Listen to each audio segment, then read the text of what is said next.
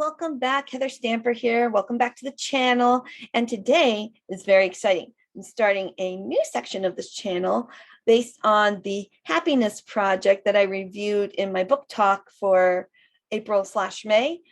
For those who didn't watch that video, go watch it. It's good. I promise. Not too long. The happiness project was written by Gretchen Rubin. And, it goes through the things that she did to try and make herself a happier, more well-adjusted person in the course of a year. And there are some really cool things I took away from that, and some things like, I don't know if that's for me, but that's okay. So I decided to do a little bit of research and attempt to do a happiness project of my own.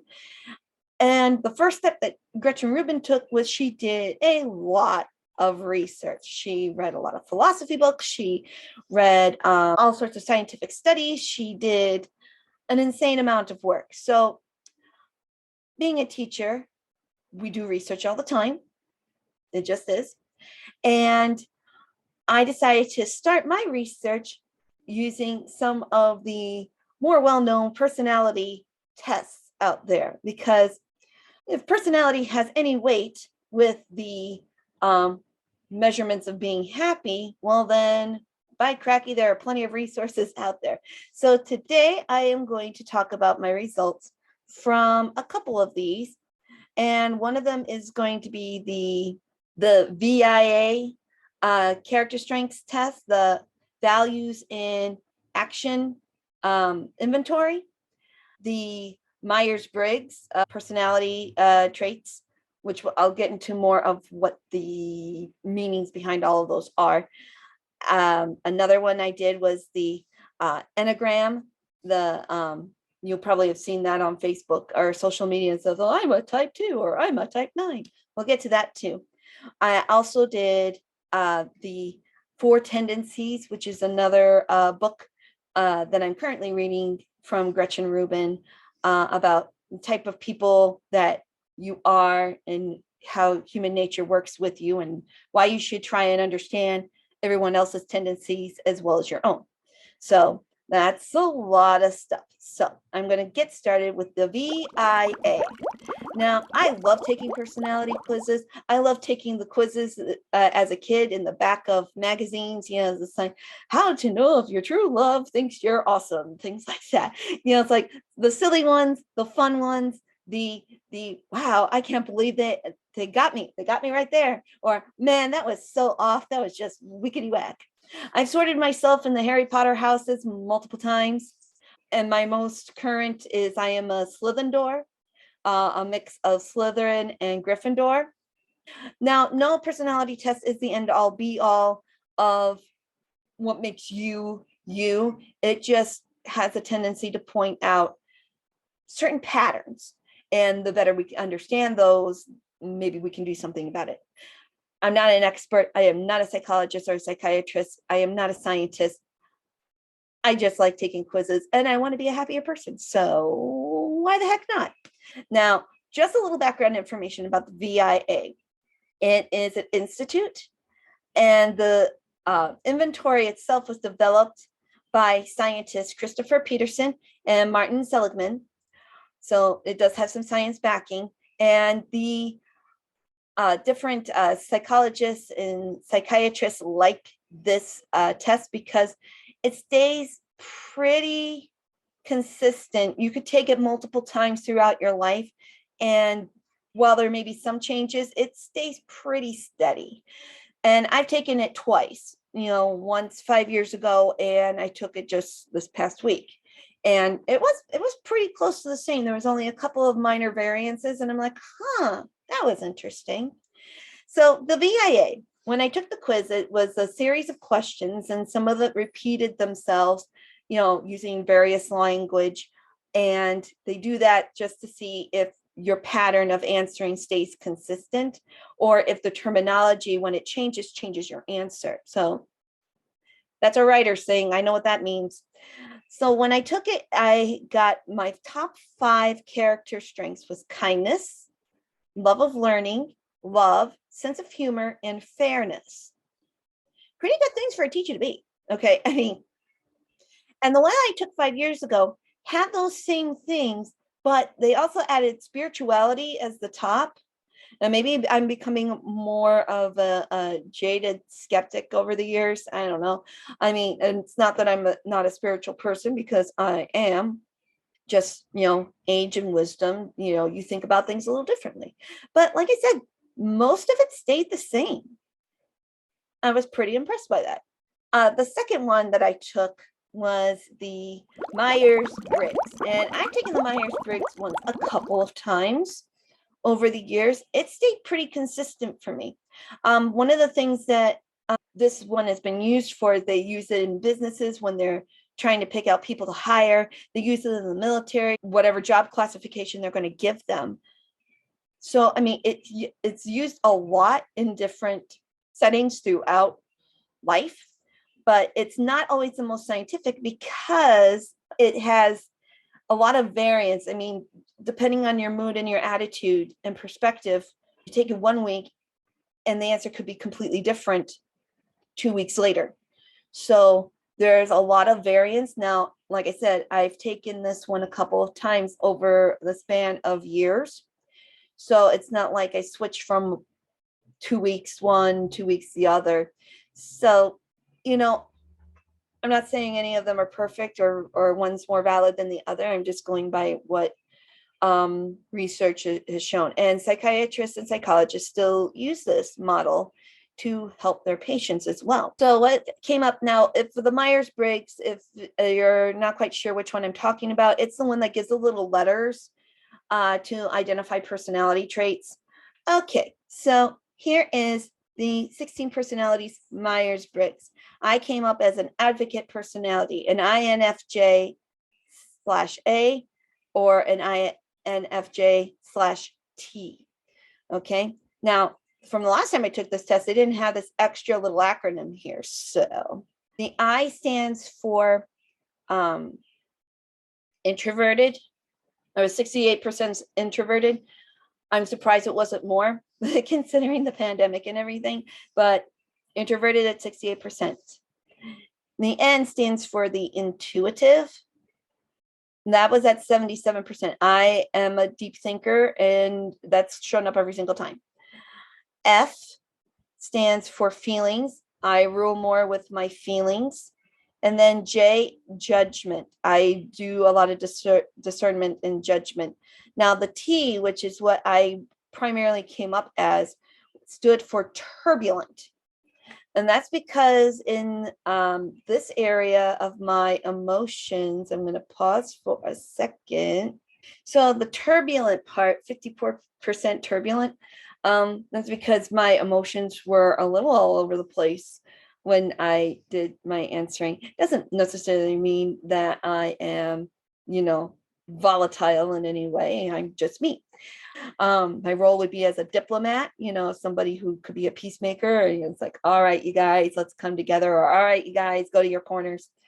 And my strategy is constant improvement. Well, I am always trying to be better at whatever I'm doing. So is it accurate? Somewhat, I've always been an INFJ, it's just the added T, which kind of like, interesting. So I may delve a little more into that just to get more information on the whole turbulent thing. I sound like an airplane. So there's that one. All right, the next one. So the next one I'm going to share is the Enneagram report. Now, a little information about the Enneagrams. This is the one where it looks like a circle and it's like a little connected dot doohickey thing. It was developed a long time ago in 1915 by a philosopher named George Gurdjieff. I don't know if I said that right. I probably didn't. So sorry. And it was something where he was like just trying to identify personality traits. It's one of the older methods when, psychology was still kind of a budding science. So I don't know how accurate I'd say it is. I have taken this one just the one time. I only took it once. So it would be interesting in about a year or so if I took it again and see what came up. there are 9 types of personality, according to these people. It didn't really start taking off until much, much later. All right, so Enneagram type 2, it's a supportive advisor. Gee, does this sound familiar? I'm an advocate, I'm a diplomat, I am kind and thoughtful. Yeah, this seems to follow suit. Thoughtful, generous, demonstrative, people-pleasing, possessive. Yes, definitely on the people-pleasing. Possessive, once, I'm not like creeper stalker possessive, but it's like, if you're my people, you are my people. Okay. And you don't mess with my people. That's just how I roll. And it's been that way for a long time. So it all made sense. So the results came up with like core fears, like being rejected and unwanted, and or being thought as worthless or needy or unworthy.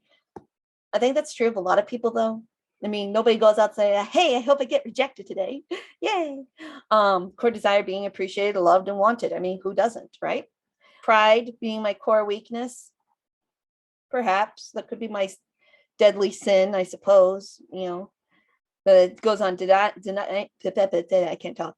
Pride, denying your own needs and emotions while using your amazing intuition to discover and focus on the emotion and needs of others. Gee, didn't we just discuss this in the myers-briggs? And the core longing, you're wanted and loved. Again, I think everybody wants that. Doesn't want to be left out, wants to be needed and appreciated and affirmed by others. Again, don't think that's too far off the mark for a lot of people. So yeah, okay. So the other types, this is what I wanted to show you guys. You have the supportive advisor. That's me.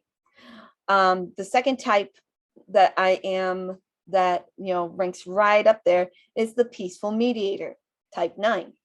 Okay, again, they sound pretty similar, to the Myers-Briggs. So yeah, interesting. And it kind of coincides with the VIA Institute as well. The other results that, varying degree, like the moral perfectionist. Yeah, I see that. The investigative thinker. The romantic individualist. Sure. Okay. Loyal guardian. That's a teacher thing. The entertaining optimist. I have those moments. The successful achiever. I would like to think that this was a little more up there, but okay. And the protective challenger. All of them true in a sense and not true in another sense, I think. But but there's the little symbol I was telling you about the connecting the dots at almost a circle, kind of like a star doohickey. Right. So the other one that I did was the 4 tendencies, the one that Gretchen Rubin developed. And Gretchen Rubin, again, her field is in law and in writing. So she doesn't have a scientific background, but she is an observer of human nature, and especially her own nature, which therefore helped her research and branch out to the natures of others. So also not a scientist, but she does share some similar values to the other type of tests out there. She just words it differently. If you were to take the 4 tendencies test, you would find that some of the questions are similar to the ones on the VIA and the Enneagram and the Myers-Briggs, but she words it in a way that is more like talking to your friend over coffee. Yeah, that's the best way that I can put it. And I'll say this, it pretty much coincided with everything else that I was reading about my test scores and things like that. I was figuring there was going to be one that would be like, aha, gotcha. And so it's like went against the stream against the other one. So, but no, these all kind of work together, and I took them over this course of a couple of days. So it's not like I was just clicking the same things over and over again. So let me pull this up. So my tendency is the obliger. The 4 tendencies are the upholder, the obliger, the rebel, and the questioner. So the upholder meets outer expectations and meets inner expectations. Obligers meet outer expectations, but resist inner expectations. The rebel resists outer expectations and resists inner expectations. The questioner resists outer expectations and meets inner expectations. So you see what the pattern here is, meets or resists inner and outer expectations. So basically what I was reading is that if I'm an obliger, that means that if somebody told me that they needed something, that we need to get something done, and here are the rules, and here's when it's due by, I am going to be more likely to complete that successfully than if I say, for my New Year's resolution, I would like to, write more every day, and just had it kind of loosey-goosey. I am less likely to be successful in that than if I have an accountability person. Also means, just like with the other ones, that I am, kind and caring and I help others. The obliger, I do what I have to do. I don't want to let others down, but I may let myself down, which that's something I can wrestle with, because I don't want to let myself down. I am my harshest critic. And you hear lots of people say that about themselves anyway, but I am my harshest critic. Okay, if I feel like something didn't go right, then I obviously must have done something wrong. And I'm getting better at not kicking my own butt over it, but there it is.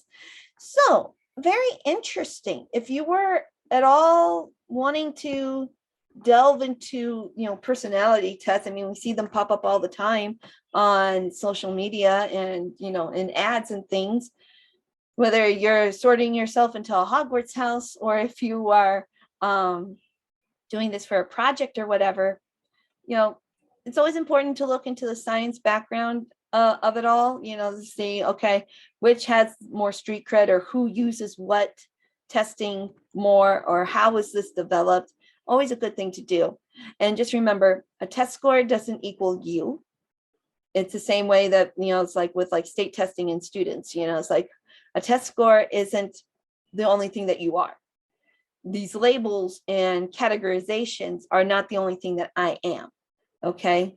And anybody tries to tell me otherwise, I will buck. I will become the rebel in that case. And it's like, oh no, you don't tell me that this is all I am, because I am so much more. So what did you think of that? If you like these type of videos, please click like, subscribe, and dingling the notification bell. If you have questions or comments about the ones I used or why, please put it in the comments. I would love to open a dialogue about this. Thank you for being on this journey with me. And I hope you guys have an excellent day. And I'll see you in the next video. Take care, everybody. Bye-bye.